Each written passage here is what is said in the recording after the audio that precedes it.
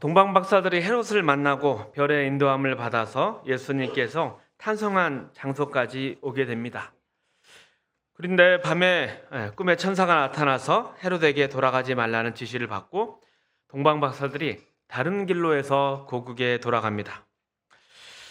헤롯은 아무 소식이 없자 직접 나서서 유대인의 왕으로 난 예수님을 찾아 죽이려고 합니다. 그래서 요셉이 아기 예수를 데리고 애굽으로 피난을 갔다 돌아온 사건을 본문이 기록하고 있습니다. 마태복음 2장 15절 하반절을 보면 애굽에 피난 갔다 돌아온 것을 주께서 선지자로 말씀하신 바 애굽에서 내 아들 불렀다 함을 이루려 하심이라, 이렇게 적고 있습니다. 이 말씀은 호세아서 11장 1절에 예언의 성취라 적고 있는 것이죠. 예수님의 탄생과 관련된 구약 구절들은 한 구절 한 구절, 그 구절 자체가 의미를 담고 있는 것이 아니라 구약에 그 구절이 인용된 그 책의 모든 내용이 집약돼서 신약의 대표의 구절로서 예수님의 탄생 기사 가운데 인용되고 있습니다. 그래서 예수 그리스도께서 애굽에서 피난 갔다 올라온 사건이 왜 이곳에 기록되어 있는가? 그 예언의 성취가 예수 그리스도가 누구이신지, 그것과 어떤 연관을 가지는지 우리가 살펴봐야 하는 것입니다. 호세아 선지자는 BC 755년에서 BC 710년 사이에 북왕조 이스라엘에서 사역한 선지자입니다. 동시대에 함께 활동했던 선지자는 이사야 또 미가 선지자들이 있지만 이들은 남왕조 유다를 사역지로 삼았습니다. 그리고 이 호세아라는 이름은 구약의 여호수아 이런 이름과 비슷하게 구원이란 뜻을 가지고 있습니다. 그리고 이것을 신약의 헬라어로 표현하면 바로 예수, 이렇게 표현할 수 있습니다. 그런데 그 이름과 달리 호세아 선지자는 당시 북왕조 이스라엘의 불신앙을 지적하고 임박한 하나님의 심판을 선언했습니다. 그리고 이스라엘의 회개를 촉구하는 사역을 했습니다. 하지만 이 가운데서도 이 모든 것들이 하나님의 사랑의 편이다, 이것을 굉장히 강조하였습니다. 결국 하나님께서 이스라엘에게 내리는 심판은 이스라엘을 멸하기 위해서가 아니라 이스라엘을 정화시키고 거룩하게 만드는 사랑의 표현이며 마침내 하나님의 사랑이 구원하실 것이다, 이 내용까지 전개되는 것이 호세아서의 중요한 메시지입니다. 이러한 하나님의 메시지 그리고 그 하나님의 마음을 이해할 수 있도록 호세아 선지자는 먼저 그의 가정생활에서 이것을 경험하게 하는 특별한 지시를 받게 됩니다. 그래서 호세아 선지자는 하나님께서 정하신 아내를 맞이하고 그 아내로 인하여 고통을 당하는 경험을 겪습니다.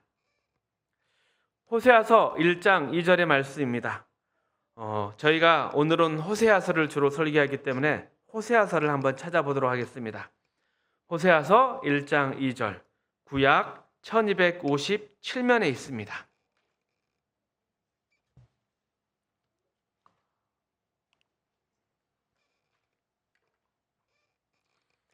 호세아서 1장 2절, 구약 1257페이지,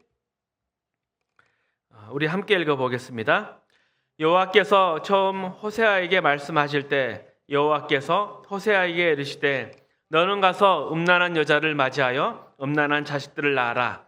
이 나라가 여호와를 떠나 크게 음란함이니라 하시니.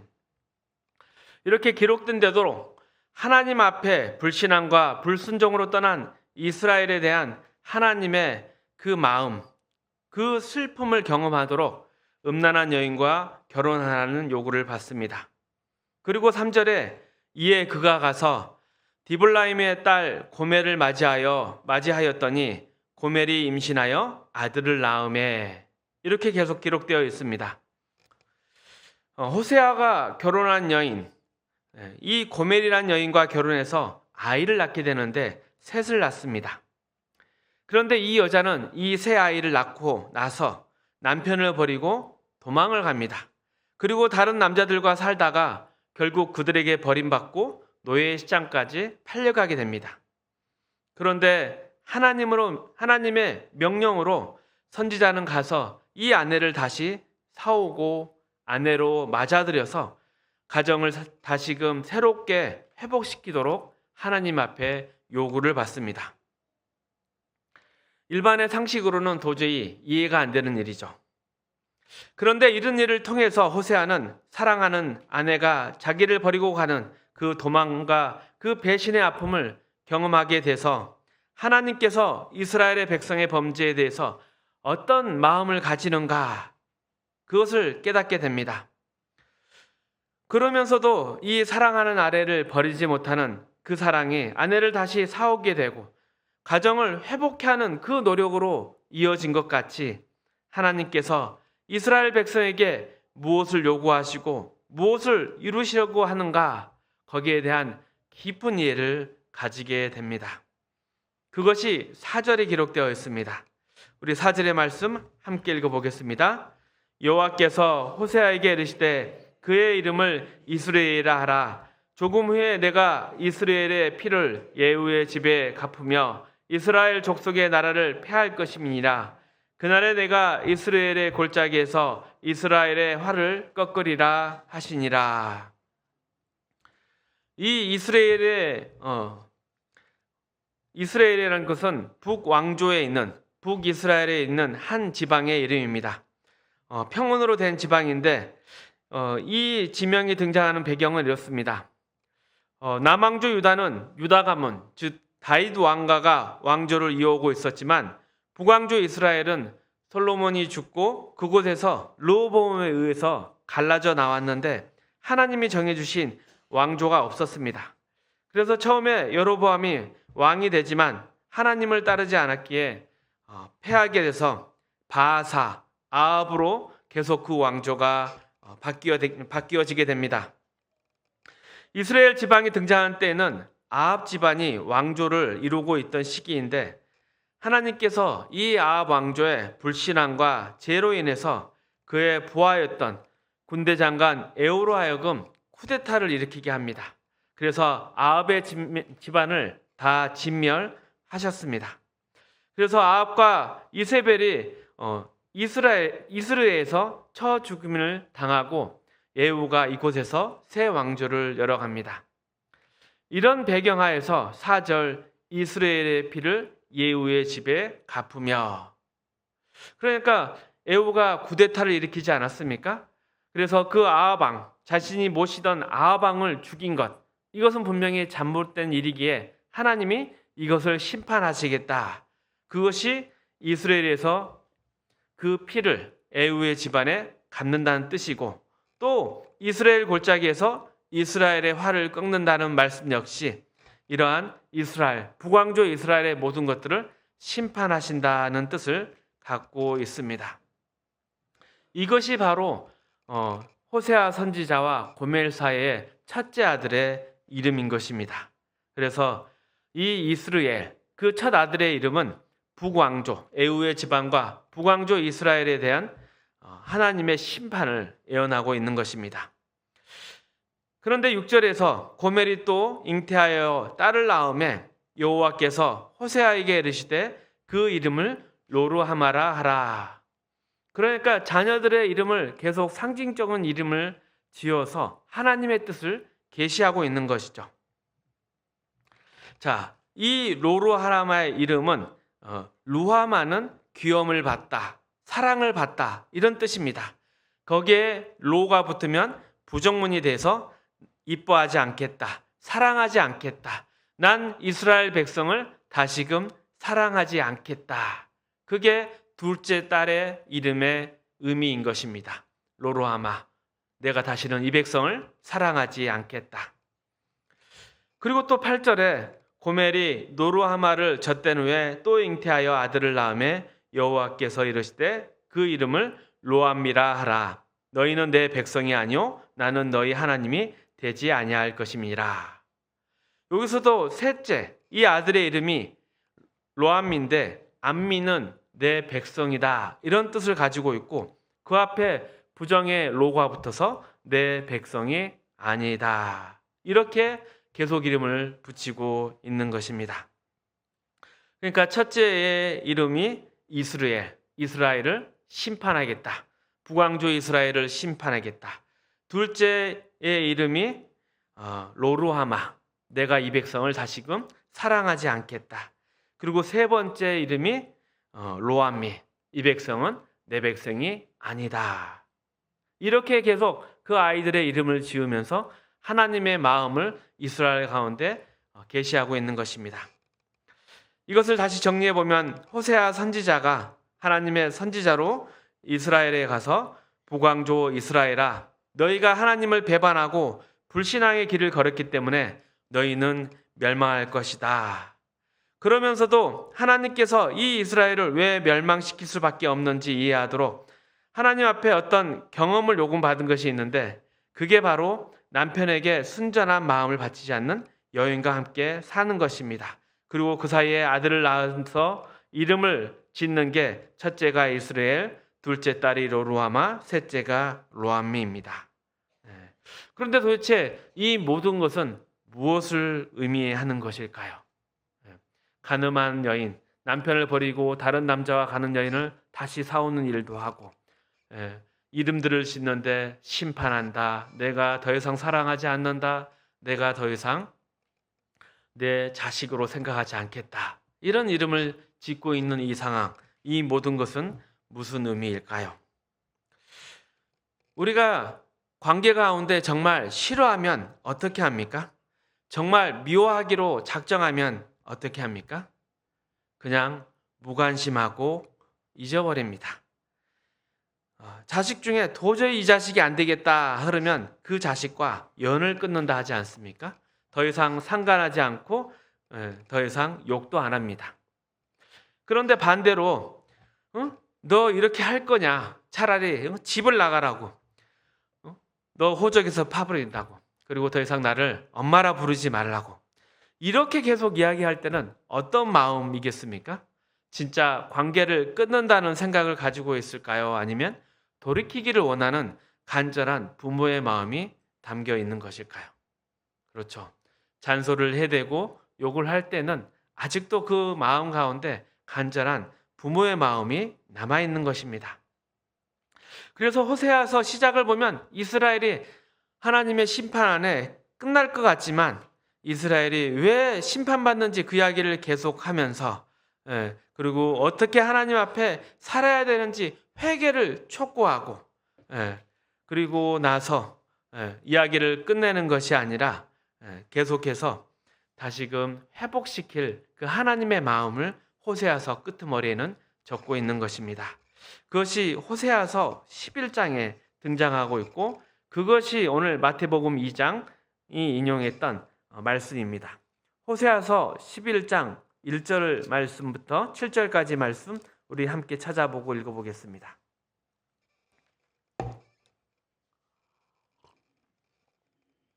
호세아서 11장 1절부터 7절까지 말씀 함께 봉독하겠습니다. 이스라엘이 어렸을 때 내가 사랑하여 내 아들을 애굽에서 불러냈거늘 선지자들이 그들을 부를수록 그들은 점점 멀리하고 바알들에게 제사하며 아로새긴 우상 앞에서 분향하였느니라. 그러나 내가 에브라임에게 걸음을 가르치고 내 팔로 안았음에도 내가 그들을 고치는 줄을 그들은 알지 못하였도다. 내가 사람의 줄 곧 사랑의 줄로 그들을 이끌었고 그들에게 대하여 그 목에서 멍에를 벗기는 자 같이 되었으며 그들 앞에 먹을 것을 도왔노라. 애굽 땅으로 되돌아 가지 못하겠거늘 내게 돌아오기를 싫어하니 아수르 사람이 그 임금이 될 것이라. 칼이 그들의 성읍을 치며 빗장을 깨뜨려 없이 하리니 이는 그들의 계책으로 말미암으니라. 내 백성이 끝끝내 내게서 물러가나니 비록 그들을 불러 위에 계신 이에게로 돌아오라 할지라도 일어난 자가 하나도 없도다. 이 호세아서 11장 시작하시며 하시는 말씀, 이스라엘 백성을 내가 애굽에서부터 어렸을 때 불러냈다. 이 말씀은 내가 이스라엘을 낳았다. 내가 지었다. 내가 이 이스라엘 족속을 만들었다. 그런데 그들이 내 말을 안 듣는다. 이런 마음으로 이 말씀을 쭉 기록하고 있는 것이죠. 그래서 내가 아수르로 하여금 이스라엘을 치게 한 것이고 저들로 하여금 나에게 불순종한 이 자식들을 불순종에 대한 그 벌을 받게 할 것이다. 그렇게 계속 말씀하다가 8절 이하에는 이렇게 끝을 맺습니다. 8절 이하의 말씀 우리 읽어보도록 하겠습니다. 에브라임이여 내가 어찌 너를 놓겠느냐? 이스라엘이여 내가 어찌 너를 버리겠느냐? 내가 어찌 너를 아드마같이 놓겠느냐? 어찌 너를 스보임같이 두겠느냐? 내 마음이 내 속에서 돌이켜 나의 긍휼이 온전히 불붙듯 하도다. 내가 나의 맹렬한 진노를 나타내지 아니하며 내가 다시는 에브라임을 멸하지 아니하리니 이는 내가 하나님이요 사람이 아니니라. 내 가운데 있는 거룩한 이니 진노함으로 내게 임하지 아니하리라. 그들은 사자처럼 소리를 내시는 여호와를 따를 것이라. 여호와께서 소리를 내시면 자손들이 서쪽에서부터 떨며 오되 그들은 애굽에서부터 새같이 아수르에서부터 비둘기같이 떨며 오리니 내가 그들을 그들의 집에 머물게 하리라. 나 여호와의 말이니라. 그러니까 내가 낳은 내 자식 이스라엘이 내가 저희를 사랑하고 결심하여 불러내어서 저희를 인도해서 여기까지 키워왔는데 내 말을 듣지 않고 늘 불순종하는구나. 그래서 내가 저들을 아수르에 팔아버렸지만 저들을 심판하고 멸망시킬 것이다 이렇게 생각하지만 갑자기 에브라임이여 내가 어찌 너를 놓겠느냐? 이스라엘이여 내가 어찌 너를 버리겠느냐? 이렇게 계속 말씀하고 있는 것입니다. 그 표현이 가장 응축되어 있는 것이 바로 이스라엘이 어렸을 때 내가 사랑하여 내 아들을 애굽에서 불러냈다. 그 말에 담겨 있는 것입니다. 내 아들을 내가 불러냈다. 이건 어떤 표현과 어떤 뜻을 담고 있겠습니까? 이스라엘이라는 존재는 그들이 뭔가 있어서 뭔가 능력이 있고 자격이 있고 조건이 있어서 하나님의 백성이 된 것이 아닙니다. 오직 하나님이 하나님의 사랑으로 그 열심으로 하나님의 뜻과 의지를 가지고 하나님이 이 이스라엘 족속을 만드셨고 불러내신 것입니다. 저들이 하나님의 백성이 되기 위해서 뭔가 책임이 있어야 되고 하나님의 마음에 들어야지만 이것은 조건이 아니라 부름을 받았기에 하나님의 자녀가 된 이후에 그들의 삶의 책임인 것입니다. 그러니까 하나님의 사랑과 열심이 그들보다 더 없었고 그들보다 더 크기에 그리고 더 그 열심이 강하기에 이스라엘이 지금 하나님 앞에 새롭게 되어가는 과정과 회복의 과정을 가지고 있는 것입니다. 그래서 임마누엘에 대한 이 성경의 예언을 마태복음에서 인용할 때는 이러한 인용의 뜻들을 계속해서 가지고 있는 것입니다. 첫 번째 인용의 말씀이 무엇이었습니까? 이사야서의 그 아들 이름 스알 야숲, 남은 자들이 돌아오게 되리라. 바벨론에 펄렸던 자들 가운데서도 성결한 거룩한 죄에서 회복된 자들이 돌아오게 될 것이다. 그게 첫 번째 인용의 구절이었습니다. 그러니까 그 이사야의 말씀이 뜻하고 있는 것, 그리고 예수의 탄생과 임마누엘이 뜻하고 있는 것도 우리에 대한 사랑이고 우리가 자녀답기 원하는 하나님의 마음이 담겨 있는 것이죠. 그리고 이처럼 예수 그리스도의 탄생의 과정에서 이렇게 애굽으로 피난 갔다 오는 것 자체도 호세아서에 담겨 있는 하나님의 그 사랑을 표현하기 위해서 이 마태복음을 기록한 저자가 기록하고 있는 것입니다. 그러니까 우리를 부르신 하나님께서 우리를 찾아오시는 그 하나님은 우리에 대한 큰 사랑을 가지고 계시는 것입니다. 그래서 하나님의 뜻을 반대하고 하나님을 대적하는 그런 세상의 문제, 그것 이상으로 우리 안에 있는 문제, 우리 안에 있는 죄의 문제, 우리의 부족하고 연약하고 악하고 불순종하고 부패된 그 모든 것들을 하나님은 모두 이겨내시고 거룩하게 만들어서 회복시키실 것입니다. 바로 이것은 바로 하나님의 신실하심이고 사랑이고 긍휼이시고 하나님의 뜻인 것입니다. 그리고 우리는 마침내 하나님의 거룩한 자녀로서 영광의 자리까지 이르게 될 것입니다. 그것이 바로 예수 그리스도가 이 땅 가운데 임하신 이유인 것입니다. 여기에 우리 기독교 신앙의 놀라움이 있는 것입니다. 우리 보고 무엇에 대한 열심을 내라, 무엇에 대한 도를 깨우쳐라, 어떠한 합격점에 이뤄야 너희가 구원을 받을 것이다, 그것이 조건에 대해서 너희의 삶이 변할 것이다, 이렇게 이야기하는 것이 아닙니다. 모든 시작과 과정과 끝까지 모든 것에 하나님이 그 조건이 되시고 근거가 되시고 힘이 되시고 능력이 되시는 것입니다. 하나님이 우리에게 무엇인가 요구하시는 책임은 하나님의 사랑과 선택 가운데 있기 때문에 그분의 자녀가 되어지라는 책임인 것이지 그것이 우리의 삶의 조건이나 이유가 아닌 것입니다. 그래서 마태는 이 마태복음을 기록하면서 예수는 누구이신가에서 하나님의 자녀로 부름을 받았거든 너희가 어떤 사랑과 어떤 은혜와 어떤 손길 가운데 있나 다시금 확인하라는 의미에서 이 모든 것들을 기록하였습니다. 하나님의 자녀가 된 것이 이 영원 불면한 운명 가운데 하나님의 그 인도하심 가운데 있는 그 평안, 그 복된 운명을 놓치지 말라고 계속해서 강조하고 있는 것입니다. 오늘을 사는 우리 성도들이 갖는 신앙상의 어려움은 무엇입니까? 우리의 연약함과 우리의 악함을 우리는 얼마나 자주 보고 있습니까? 과연 이래도 하나님께서 계속 우리와 함께 하실까? 하나님이 내 편을 들어주실까? 이 점에 얼마나 우리는 낙심하고 좌절하고 있지 않습니까? 하나님은 우리의 편을 드십니다. 하지만 그냥 편 드시지는 않죠. 하나님께서 늘 우리를 고쳐가시고 변화시켜 가십니다. 우리의 그 불순종, 불충한 것들을, 그 거룩하지 못한 것들을 하나님은 계속해서 깨끗하게 거룩하게 만들고자 우리 가운데 인생의 채찍으로 함께하고 계시는 것입니다.